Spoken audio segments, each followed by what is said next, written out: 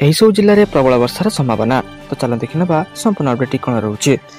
ଉତ୍ତର ବଙ୍ଗୋପସାଗର ଓ ଏହାର ଆଖପାଖରେ ଲଘୁଚାପ ସକ୍ରିୟ ରହିଛି।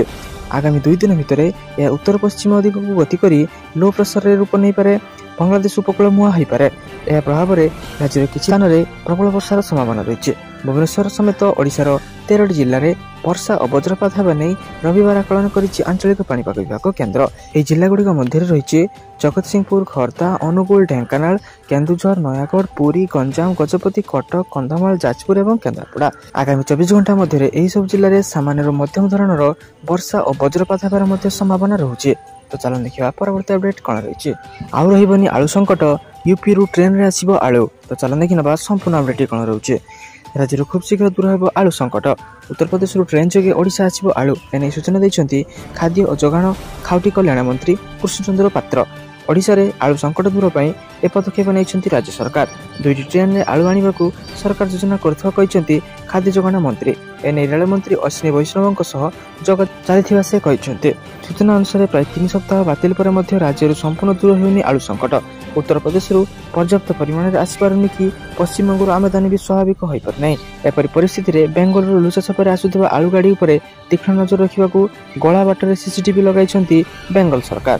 ତେବେ ଆଳୁ ସଙ୍କଟ ଦୂର ପାଇଁ ଗତ ଅଗଷ୍ଟ 11ରେ ପଶ୍ଚିମବଙ୍ଗ ମୁଖ୍ୟମନ୍ତ୍ରୀଙ୍କ ସହ ଆଲୋଚନା କରିଥିଲେ ମୁଖ୍ୟମନ୍ତ୍ରୀ ମୋହନ ମାଝୀ, କିନ୍ତୁ ଏହାପରେ ମଧ୍ୟ ଏହାର କୌଣସି ସମାଧାନ ବାହାରି ନଥିଲା।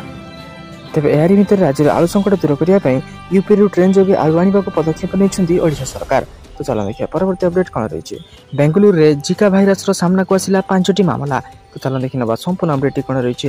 କର୍ଣ୍ଣାଟକ ସ୍ୱାସ୍ଥ୍ୟମନ୍ତ୍ରୀ ଦିନେଶ ଗୁଣ୍ଡୁରା ଓ ରବିବାର ବେଙ୍ଗାଲୁରୁରେ ଜିକା ସଂକ୍ରମଣ ହୋଇଥିବା ପୁଷ୍ଟି କରିଛନ୍ତି। ସେ କହିଛନ୍ତି ଯେ ସହରରେ 5ଟି ମାମଲା ଠାବ କରାଯାଇଛି। ପ୍ରଥମ ମାମଲା ସାମ୍ନାକୁ ଆସିବା ପରେ ସତର୍କ ଅବଲମ୍ବନ କରାଯାଇଛି। ଆଖପାଖକୁ ଚିକିତ୍ସୀୟ ଯାଞ୍ଚ ଦଳ ପଠାଯାଇଥିବା ବେଳେ ଆଉ 4ଟି ମାମଲା ଠାବ କରାଯାଇଛି। ଫଳରେ ସହରରେ ଜିକା ଭାଇରସର ଆକ୍ରାନ୍ତଙ୍କ ସଂଖ୍ୟା 5କୁ ବୃଦ୍ଧି ପାଇଛି। ଯେଉଁ ଅଞ୍ଚଳରୁ ଜିକା ଭାଇରସର ଅଭିଯୋଗ ମିଳିଛି ସେହି ଅଞ୍ଚଳକୁ ଆଇସୋଲେଟ୍ କରାଯାଇଛି। ଗୁଣ୍ଡୁରାଙ୍କ ଅନୁସାରେ ବେଙ୍ଗାଲୁରୁରେ 4ରୁ 15 ଅଗଷ୍ଟ ମଧ୍ୟରେ 5 ଜଣ ଜିକା ଭାଇରସ ଆକ୍ରାନ୍ତଙ୍କୁ ଚିହ୍ନଟ କରାଯାଇଛି। ବେଙ୍ଗାଲୁରୁ ଜିଗାନି ଅଞ୍ଚଳରୁ ଏହି ଆକ୍ରାନ୍ତଙ୍କୁ ଠାବ କରାଯାଇଛି। ସେ କହିଛନ୍ତି ଯେ ପ୍ରଥମ ମାମଲା ସାମ୍ନାକୁ ଆସିବା ପରେ ଆଖପାଖ ଅଞ୍ଚଳର ଚିକିତ୍ସୀୟ ଯାଞ୍ଚ କରାଯାଇଥିଲା। ଫଳରେ ଜିକାର ଆଉ 4ଟି ମାମଲା ଠାବ ହୋଇଥିଲା। ଏହି ଅନୁସାରେ ଆଇସୋଲେସନ ଅଞ୍ଚଳ ନିର୍ଦ୍ଧାରିତ ହୋଇଛି।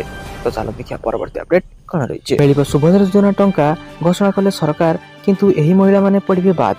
ତ ଚାଲ ଦେଖିନେବା ସମ୍ପୂର୍ଣ୍ଣ ଅପଡେଟ୍ଟି କ'ଣ ରହିଛି। ଏହି ଯୋଜନା ଅନୁଯାୟୀ ମହିଳାମାନଙ୍କୁ 50,000 ଟଙ୍କାର ଭାଉଚର ମିଳିବାକୁ ଯାଉଛି। ଏହି ଯୋଜନାର ମୂଳ ଲକ୍ଷ୍ୟ ହେଉଛି ମହିଳାମାନଙ୍କୁ ସଶକ୍ତିକରଣ କରିବା।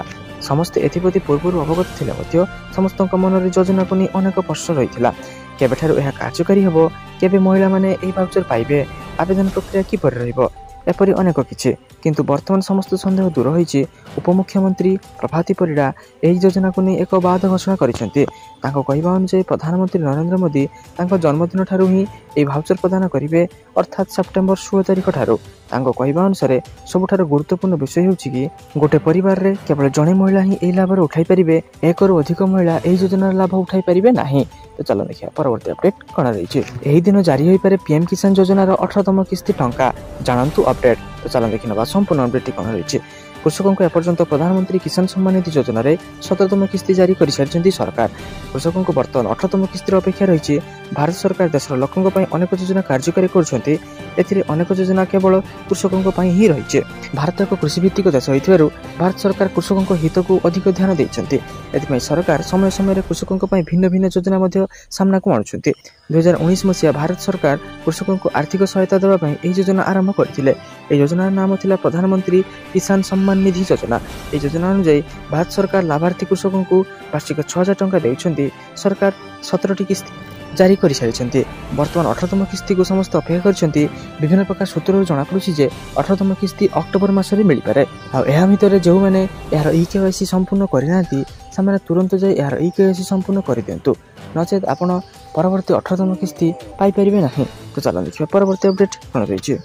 କୋଟି କୋଟି ଭକ୍ତଙ୍କ ପାଇଁ ଖୁସି ଖବର। ଶ୍ରୀମନ୍ଦିରରେ ଭକ୍ତଙ୍କୁ ମିଳିବ ମାଗଣା ଅଭଡ଼ା ମହାପ୍ରସାଦ। ଚାଲ ଦେଖିବା ସମ୍ପୂର୍ଣ୍ଣ ଅପଡେଟ୍ଟି କ'ଣ ରହିଛି।